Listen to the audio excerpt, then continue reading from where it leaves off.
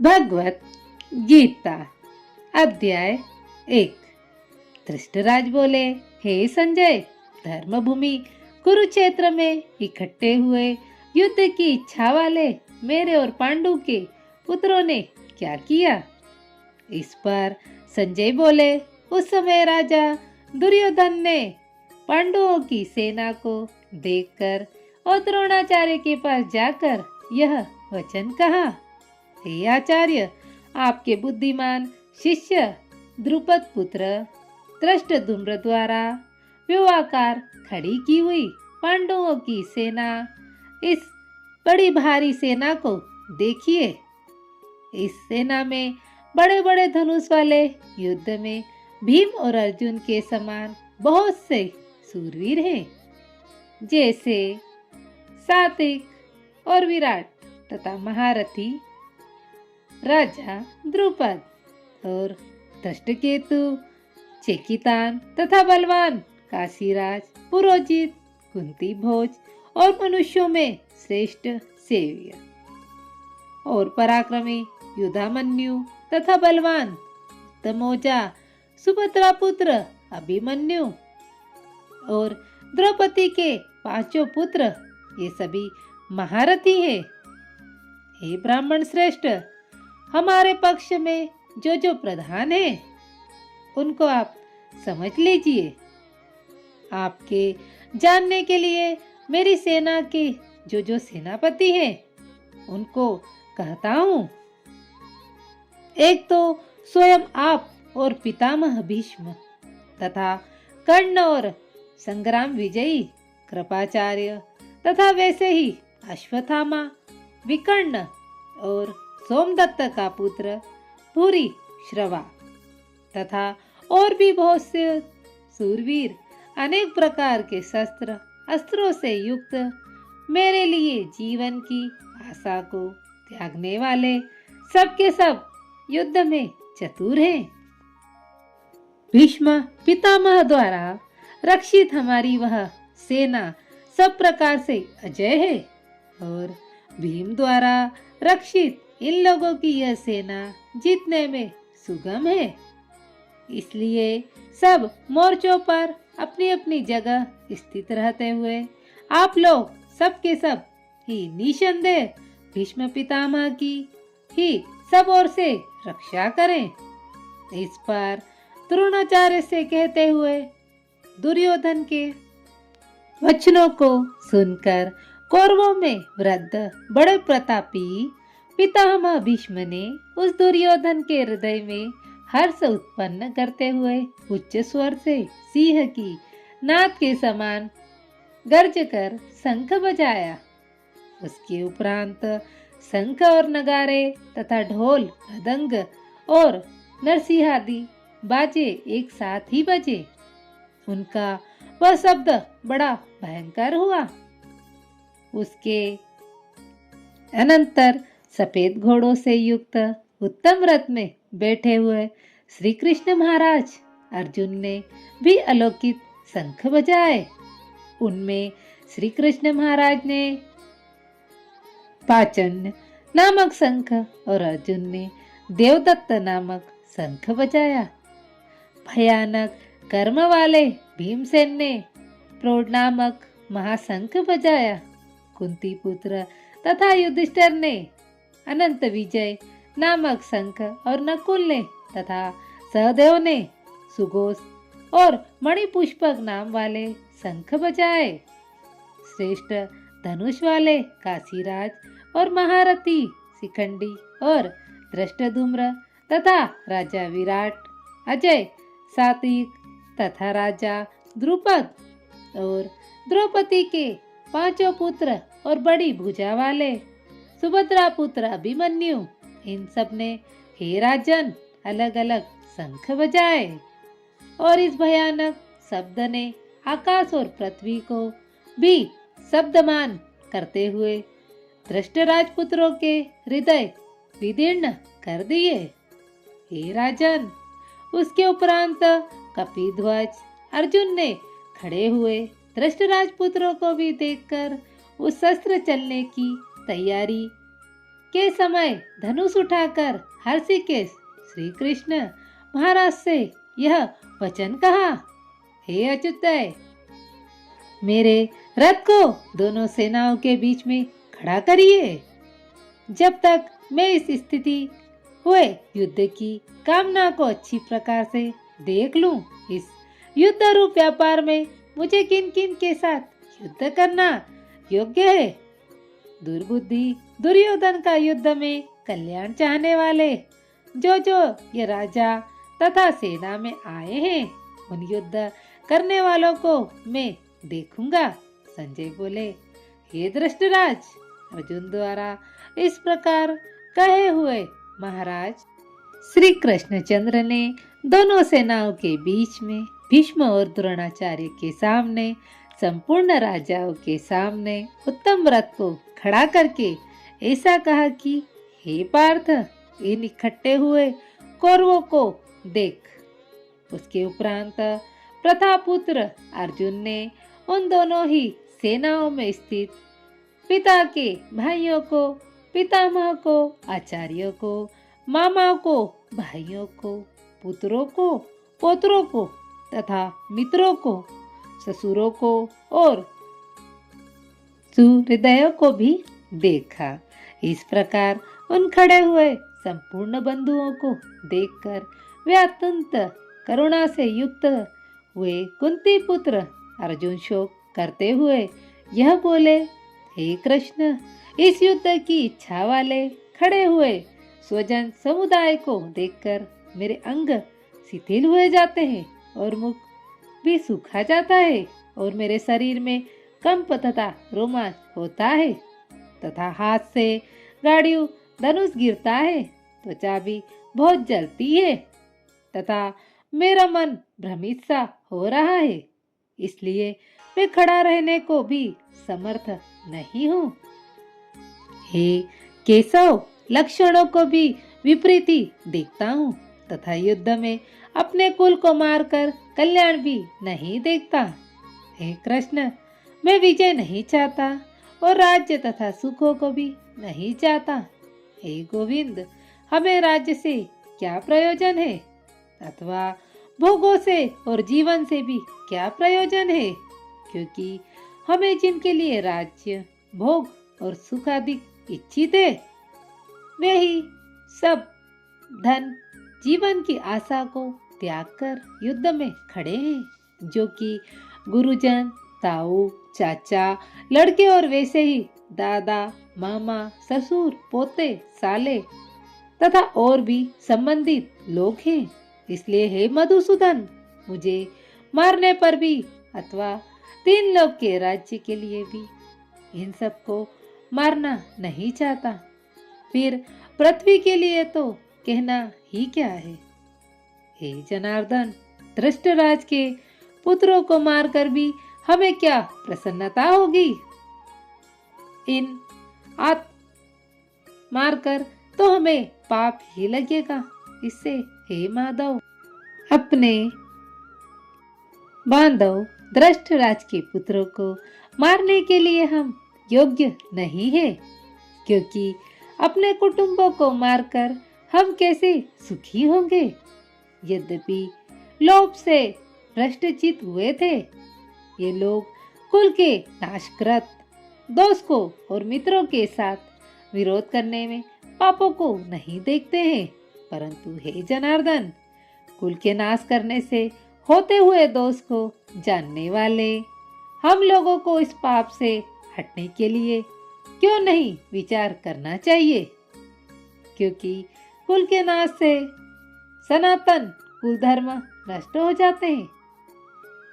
धर्म के नाश होने से संपूर्ण कुल को पाप भी बहुत दबा लेता है तथा हे कृष्ण, पाप के अधिक बढ़ जाने से कुल की स्त्रियां दूषित हो जाती है।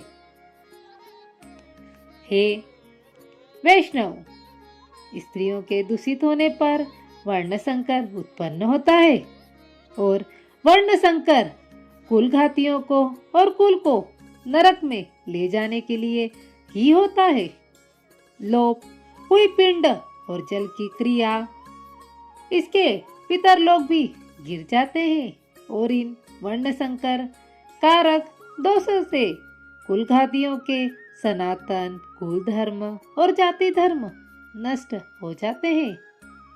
तथा हे जनार्दन, नष्ट हुए कुल धर्म वाले मनुष्यों का अनंत काल तक नरक में वास होता है, ऐसा हमने सुना है।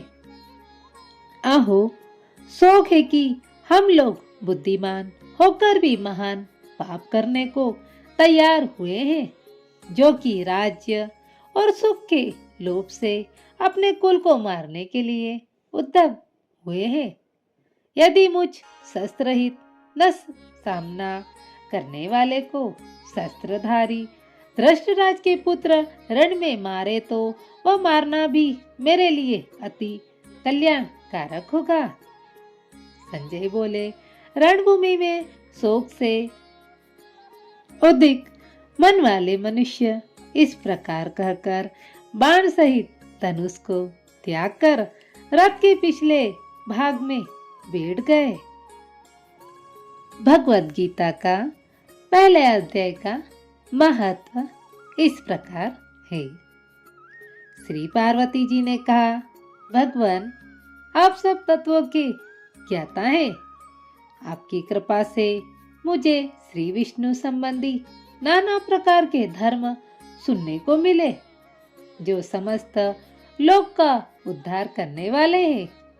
हे देवेश, अब मैं गीता जी के महत्व को सुनना चाहती हूँ, जिसका श्रवण करने से श्री हरि में भक्ति बढ़ती है। श्री महादेव जी बोले, जिनका श्री विग्रह अलसी के फूल की भांति श्याम वर्ण का है, पक्षीराज गरुड़ ही जिनके वाहन है, जो अपनी महिमा से कभी विचलित नहीं होते तथा शेषनाग की सैया पर शयन करते हैं, उन भगवान महाविष्णु की हम उपासना करते हैं। उनके चरणों में हम नमन करते हैं। एक समय की बात है, मूर दैत्य के नाशक भगवान विष्णु शेषनाग के रमणीय आसन पर सुखपूर्वक विराजमान थे। उस समय समस्त लोगों को आनंद देने वाली भगवती लक्ष्मी ने आदर पूर्वक प्रश्न किया। श्री लक्ष्मी जी ने पूछा, भगवान, आप संपूर्ण जगत का पालन करते हुए भी अपने ऐश्वर्य के प्रति उदासीन से होकर भी जो इस क्षीर सागर में नींद ले रहे हैं, इसका क्या कारण है? श्री भगवान बोले, सुमुखी, मैं नींद नहीं लेता हूँ, अपितु तत्व का अनुसरण करने वाली अंतर्दृष्टि के द्वारा अपने ही महेश्वर तेज का साक्षात्कार कर रहा हूँ। हे देवी, यह वही तेज है जिसका योगी पुरुष कुशाग्र बुद्धि के द्वारा अपने अंतःकरण में दर्शन करते हैं तथा जिसे मीमांसक विद्वान वेदों का सार तत्व निश्चित करते हैं।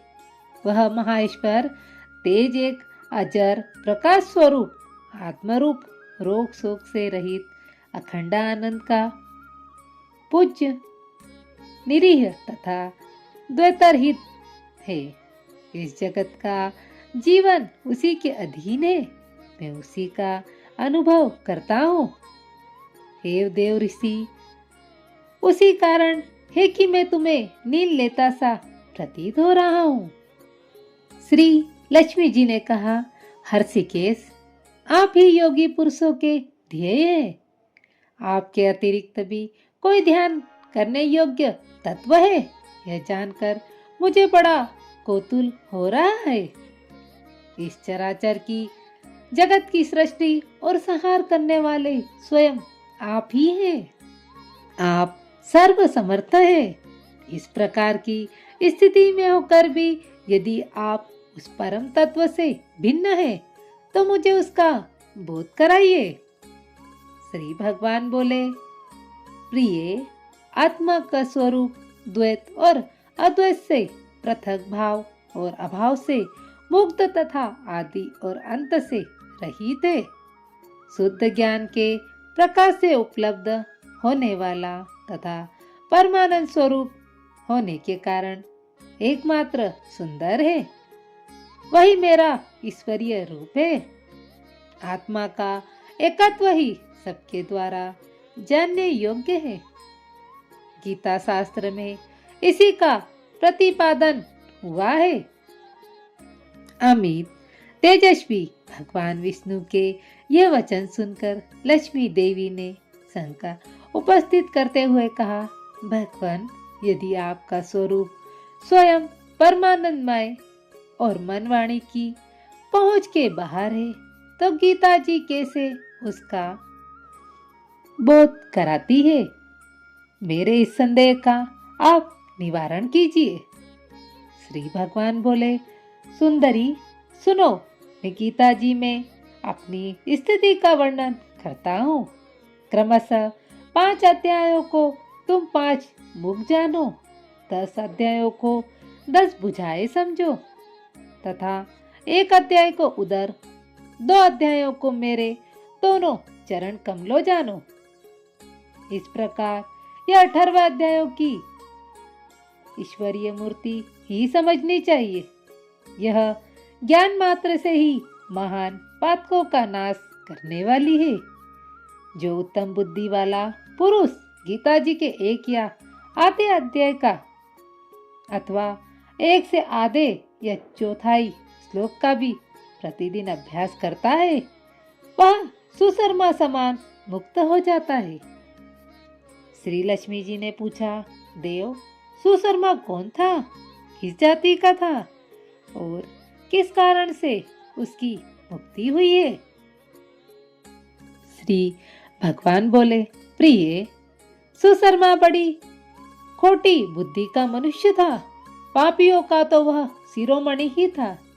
उसका जन्म वैदिक ज्ञान से शून्य एवं क्रूरता पूर्ण करने वाले ब्राह्मणों के कुल में हुआ था। वह न ध्यान करता, न जप, न होम करता, न अतिथियों का सत्कार करता।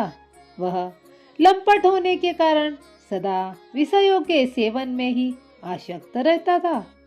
हल जोतना और पत्ते बेचकर जीविका चलाना था। उसे मदिरा पीने का व्यसन था तथा वह मांस भी खाया करता था। इस प्रकार उसने अपने जीवन का दीर्घकाल व्यतीत कर दिया। एक दिन मूढ़ बुद्धि सुशर्मा पत्ते लाने के लिए किसी ऋषि की वाटिका में घूम रहा था। इसी बीच में काल रूपधारी काले सांप ने उसे डस लिया। सुशर्मा की मृत्यु हो गई। तदंतर वह अनेक नरकों में जा वहां की यातनाएं भोगकर मृत्यु लोक में लौट आया और वहां बोझ ढोने वाला बेल हुआ। उस समय किसी पंडित ने अपने जीवन को आराम से व्यतीत करने के लिए उसे खरीद लिया। बेल ने अपने पीठ पर भार ढोते हुए बड़े कष्ट से 7-8 वर्ष बिताए। एक दिन किसी ऊंचे स्थान पर बहुत देर तक बड़ी तेजी के साथ उस बेल को घुमाया। इससे वह थक कर बड़े वेग से पृथ्वी पर गिरा और मूर्छित हो गया। उस समय वहां कुतूहलवश आकृष्ट हो बहुत से लोग एकत्रित हो गए। उसे जन समुदाय में से किसी पुण्यात्मा व्यक्ति ने उस बेल का कल्याण करने के लिए उसे अपना पुण्यदान दिया। तपश्चात कुछ दूसरे लोगों ने भी अपने अपने पुण्यों को याद करके उन्हें उसके लिए दान दिया। उस भीड़ में एक वेश्या भी खड़ी थी। उसे अपने पुण्यों का पता नहीं था, तो भी उसने लोगों की देखा देखी उस बेल के लिए कुछ त्याग दिया।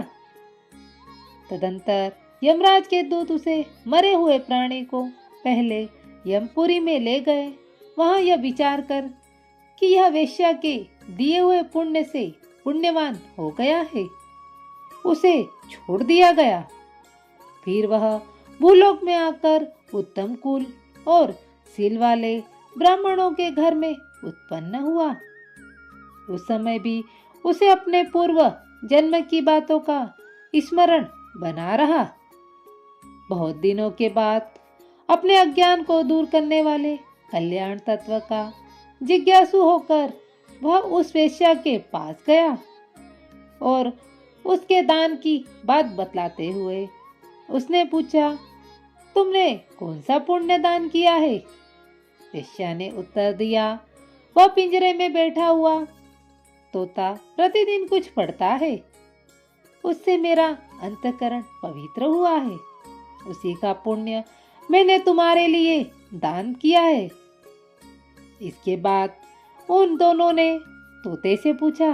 तब उस तोते ने अपने पूर्व जन्म का स्मरण करके प्राचीन इतिहास कहना आरंभ किया। शुक बोला, पूर्व जन्म में विद्वान होकर भी विद्वता के अभिमान से मोहित रहता था। मेरा राग द्वेष इतना बढ़ गया था कि मैं गुणवान विद्वानों के प्रति भी ईर्ष्या भाव रखने लगा। फिर समय अनुसार मेरी मृत्यु हो गई और मैं अनेकों घृणित लोकों में भटकता रहा। उसके बाद इस लोक में आया। सुदुरु घृणित अत्यंत निंदा करने के कारण तोते के कुल में मेरा जन्म हुआ। पापी होने के कारण छोटी अवस्था में ही मेरे माता पिता से वियोग हो गया। एक समय एक दिन में ही ग्रीष्म ऋतु में तपे हुए मार्ग पर पड़ा था। वहां से कुछ श्रेष्ठ मुनि मुझे उठा लाए और महात्माओं के आश्रय में आश्रम के भीतर एक पिंजरे में उन्होंने मुझे डाल दिया। वही मुझे पढ़ाया गया। ऋषियों के बालक बड़े आदर के साथ गीता जी के प्रथम अध्याय की आवृत्ति करते थे। उन्हीं से सुनकर मैं बारंबार पाठ करने लगा। इसी बीच एक चोरी करने वाले बहेलिया ने मुझे वहां से चुरा लिया। तपश्चात इस देवी ने मुझे खरीद लिया। यही मेरा वृतांत है, जिसे मैंने आप लोगों से बता दिया। पूर्व काल में मैंने इस प्रथम अध्याय का अभ्यास किया था, जिससे मैंने अपने पापों को दूर किया है। फिर उसी से इस वेश्या का भी अंतःकरण शुद्ध हुआ है और उसी के पुण्य से हे द्विज श्रेष्ठ सुशर्मा भी पाप मुक्त हुए हैं। इस प्रकार परस्पर वार्तालाप और गीता जी के प्रथम अध्याय के महत्व की प्रशंसा करके वे तीनों निरंतर अपने अपने घर पर गीता का अभ्यास करने लगे। फिर ज्ञान प्राप्त करके वे मुक्त हो गए। इसलिए जो गीता जी के प्रथम अध्याय को पढ़ता, सुनता तथा अभ्यास करता, उसे इस भवसागर को पार करने में कोई कठिनाई नहीं होती है। उनका जीवन आसानी से और सरल पार हो जाता है, क्योंकि व्यक्ति के अपने कर्म उसके साथ जाते हैं और भगवत गीता व्यक्ति को सही मार्ग का रास्ता दिखाती है।